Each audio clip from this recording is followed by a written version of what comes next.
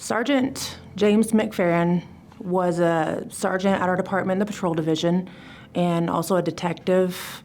He was a father, an amazing, wonderful husband to his wife, Crystal.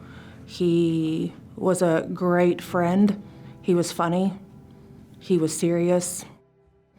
Very good friend of mine and someone you could always count on.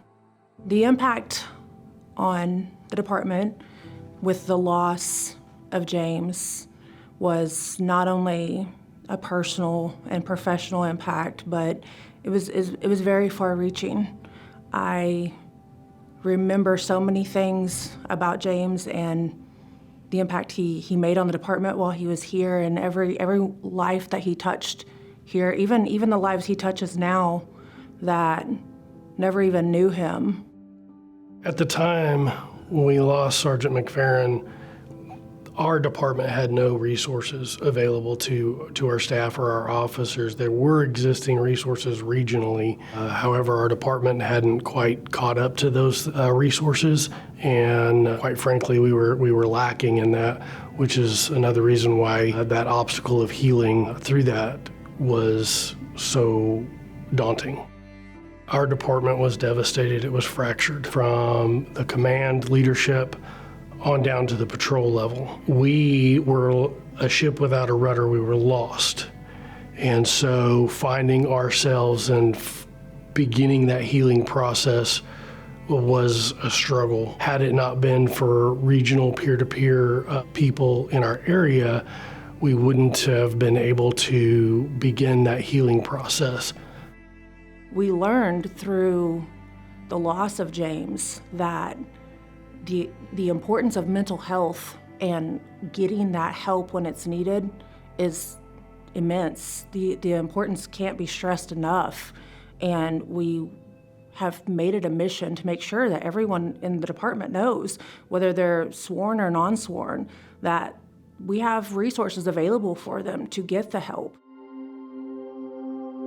In June of 2023, I had a failing marriage. My kids were not really my priority. I was married to my job, and everything going on and trying to be a good officer and everything else, I found myself in a very dark place where from January of 2023 to asking for help in June, I looked at my service weapon every day, before shift and after shift, and asked the simple question of, what if? I went to Chief Miller and Captain Aviles, and knowing that there may be some consequences that came with what I was about to say of getting sidelined, my badge pulled, my gun pulled, I was honest with him, and they showed me grace and love and unconditional support. And the next day I was involved with our peer-to-peer program, with our partnership with a counseling center. Our peer-to-peer program is even just more than the peer-to-peer program.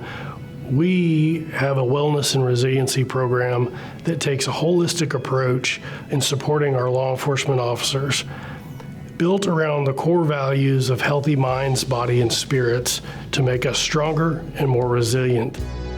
These officers are specifically and highly trained to provide confidential one-on-one support for their colleagues. Sometimes the most powerful thing an officer can hear is, "I've been there too."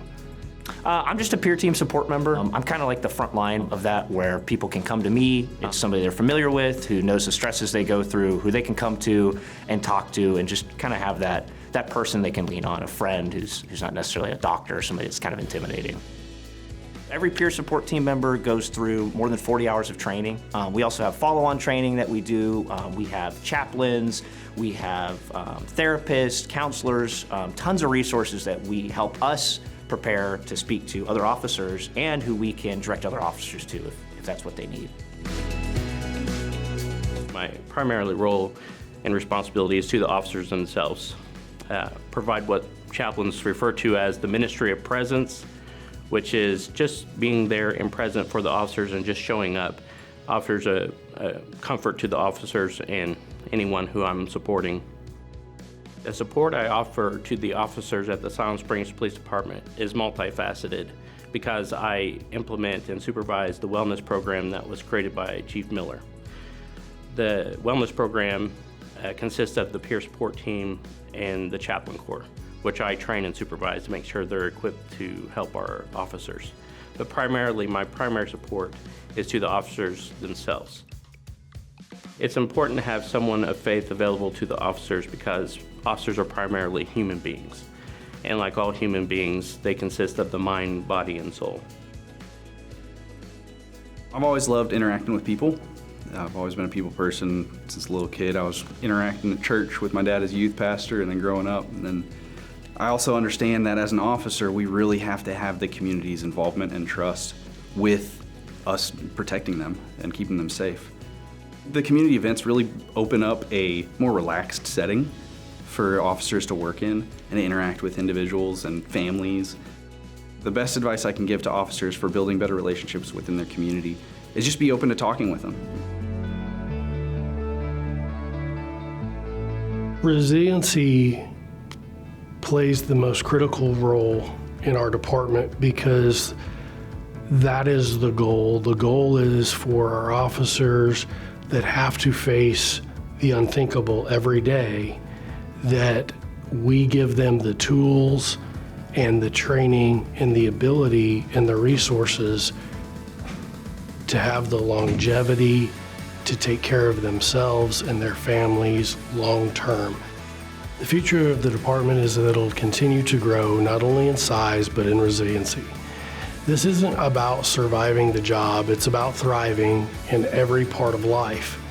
We're working to create a culture where asking for help is strength, support is accessible, and resiliency is part of that foundation.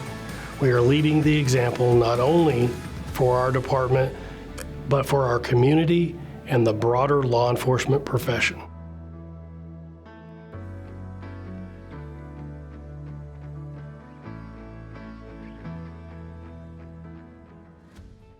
If you or someone you know in law enforcement is struggling, help is available. Call Copline at 1-800-267-5463.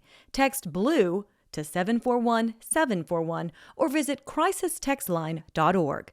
You are not alone.